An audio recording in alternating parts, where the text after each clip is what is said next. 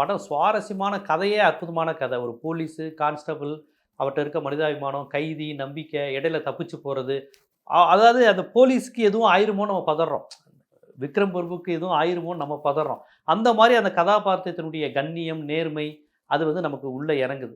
அப்புறம் அந்த கைதிய பற்றிய சித்தரிப்பு. தொடக்கத்தில நாமளும் யார்றா அவன்? அப்புறம் 7.5 இழுத்து விட்டுருவான் போலங்கிற மாரியான ஒரு தோற்றம், ஆட்டிட்யூட், பாடி லாங்குவேஜ்ல போயிட்டு, அப்புறம் அவருடைய கதைய கேட்க கேட்க, இவ்வளோ அப்பாவியா ஒருத்தன் இருக்கிறான், இவ்வளோ நல்லவனா ஒருத்தன் இருக்கிறான், டேய் இப்படிலாமாடா குடும்பம் நடக்கும் ஒருத்தனுக்குன்னு நம்ம நினைக்கிற வரையும், அந்த நடிகர் அக்ஷய்குமார் நினைக்கிறேன், அந்த கைதியா நடிக்கிற அந்த உடல் மொழி, அவர் கதை சொன்னதுக்கப்புறம் நம்ம அவரை பார்க்குற விதமே மாறுது.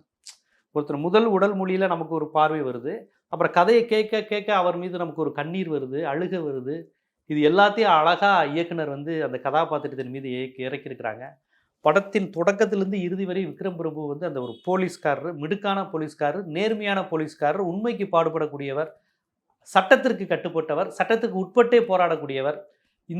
இதுதான் அவருடைய கேரக்டரைசேஷன்ங்கிறப்ப அது 100க்கு 1000 விழுக்காடு அப்படியே உள்வாங்கி விக்ரம் பிரபு வந்து அப்படி ஒரு போலீஸ்காரர்னா இப்படிதான் அப்படிங்கிறத அப்படியே நடிச்சிருக்காரு. அதாவது செயற்கைத்தனமான ஹீரோயிசமும் படத்தில் கிடையாது. கடைசி வரையும் இந்தடா சாப்பிட்றியாடா நான் வாங்கி தரேன்டா அப்படின்னு கேட்குறதா இருக்கட்டும்.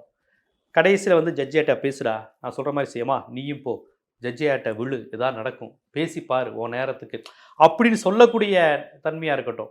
கடைசியில் ஜட்ஜு கெட்டவனா ஒரு மோசமான ஜட்ஜு வந்ததுக்கப்புறம் அந்த ஜட்ஜுக்கிட்ட இவங்களுக்காக பேசுகிற அந்த இடத்துலையும் கூட அந்த போலீஸ்காரர்கள் லிமிட்டை தாண்ட மாட்டாப்புல. அந்த கேரக்டர் வந்து ஒரு போலீஸ்கார்.